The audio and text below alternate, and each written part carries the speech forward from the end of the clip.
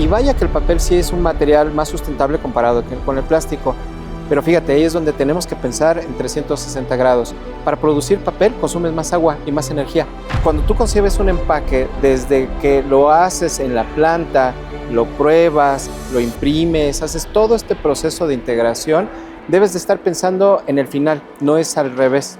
Creo que el tema no está en el empaque, está en la cultura y el entorno, el ecosistema que tenemos que construir para poder reutilizar esos materiales de manera efectiva.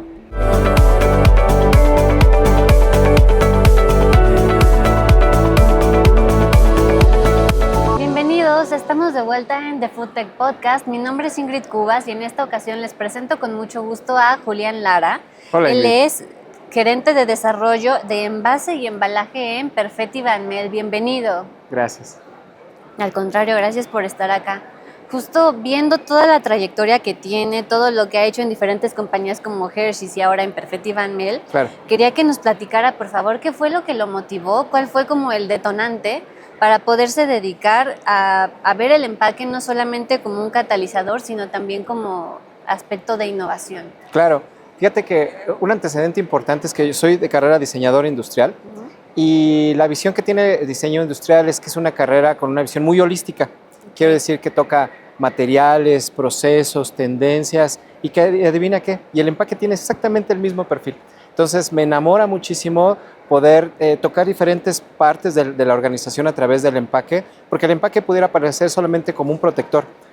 Pero en el caso, si lo ves de una forma un poco más completa, lo ves desde el punto de vista de mercadotecnia, costos, proceso, innovación, reducción de materiales. Entonces, me enamora esta parte del empaque que es muy de 360 grados. Sí, totalmente completo, ¿no? Un mundo por descubrir también. Correcto. Y por ejemplo, ¿cómo a través de todo esto que nos comenta, que debe ser una visión holística, cómo llega a asegurarse de que la innovación se transmita desde una manera como muy clara al consumidor, que no solamente se quede en moda o en la apariencia estética? Claro. Mira, el concepto de innovación desde el punto de vista de desarrollo de nuevos productos, específicamente del empaque, no es solamente verlo cuando llega al consumidor.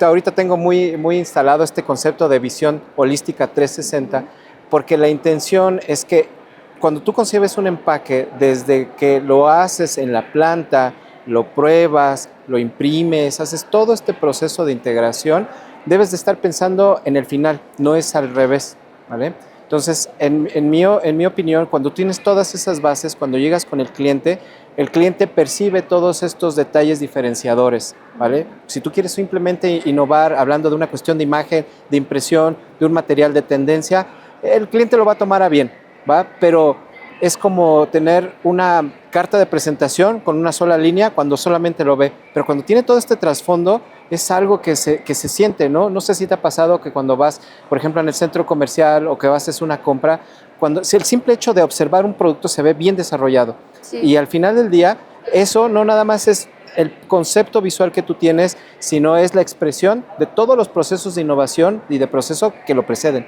Sí, porque totalmente te puede llevar a confiar en un producto que no habías visto jamás, o por el contrario, aunque sea algo muy bueno, puede hacer que no confíes lo suficiente como para decidir completar esa compra. Te despierta la confianza, te despierta esta sensación, incluso a veces hasta quererlo tocar. Pero ¿cómo lo logras? A través de la elección correcta de materiales, a través del balance de la imagen durante los procesos de impresión. A veces tiene que ver hasta con la configuración de cómo tú lo ves, ¿no? Muchas personas solamente piensan en decir, ok, hazlo que tenga un buen size impression. Pero ¿qué significa un size impression para un mercadólogo? No es la misma que para un consumidor. El size impression tiene que ver con esta sensación cuando toca el producto y cómo comparte esto a través de una experiencia interactuando con el producto. Entonces es algo más más holístico, más de 360 grados. Y por ejemplo, si tratamos también de equilibrar aspectos que son muy importantes considerar como costos, sustentabilidad e incluso también la misma experiencia del consumidor, ¿cómo podríamos llegar a este balance? Fíjate que para mí es un concepto muy profundo, porque yo te explicaba en la pregunta anterior que no se trata de improvisar. Cuando tú hablas de un material que haces o un envase que va a tener un propósito sustentable, y cómo aceleras la innovación y cómo aseguras que tenga un buen funcionamiento con el cliente, todavía hay pasos más hacia atrás, porque también viene la parte productiva, porque puede ser muy sustentable, pero ¿se puede producir?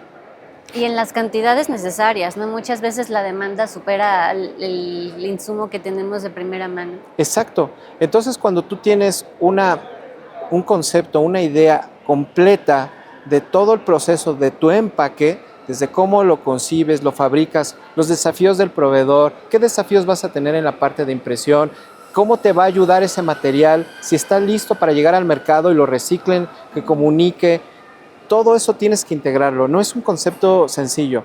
Si tú me preguntas, por ejemplo, se puso mucho de moda el tema del concepto del papel, y vaya que el papel sí es un material más sustentable comparado con el plástico, pero fíjate, ahí es donde tenemos que pensar en 360 grados. Para producir papel consumes más agua y más energía. Entonces, ¿dónde está el beneficio ecológico? Sí. Son unas por otras. Son unas por otras. Entonces, el beneficio tiene que ver también con cómo conecta ese envase con el consumidor, porque mucha gente se suma a este concepto de reciclabilidad cuando te lo comunica el empaque, cuando te lo inspira.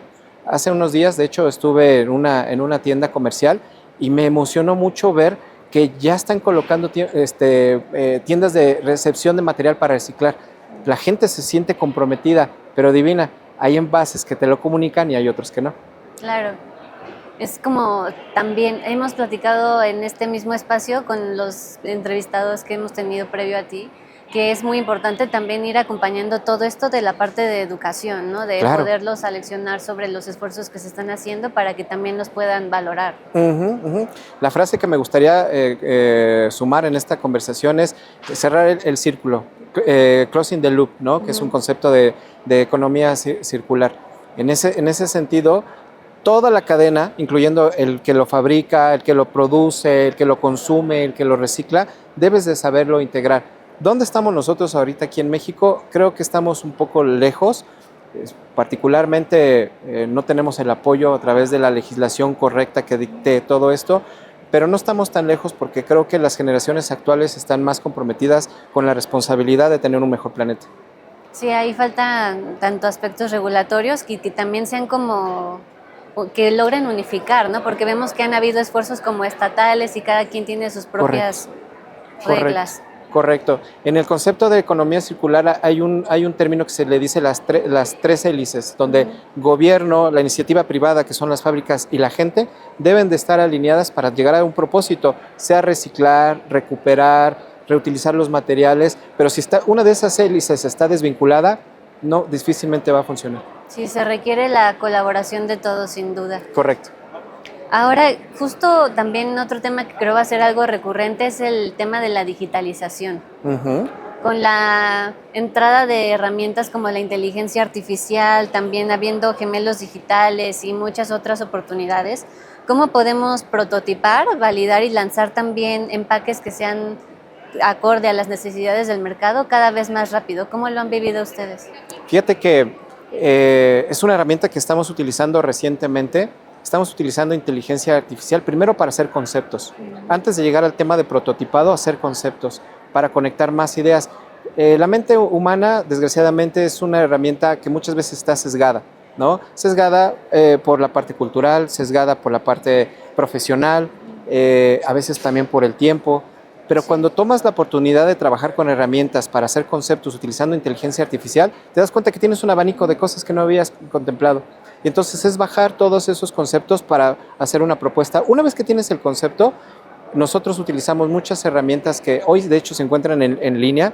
Te mentiría si recuerdo el nombre ahorita particular, pero que se utilizan para hacer conceptos donde tienes el empaque, le pones la marca, le pones el logotipo y ya tienes un mock-up de digital. Ya no te tienes que esperar a estar haciendo prototipos físicos, a lo mejor recibir una propuesta de algún proveedor. Ya puedes tener un concepto que fácilmente se lo presentas a un cliente, a alguien de mercadotecnia y pueden empezar a tomar decisiones.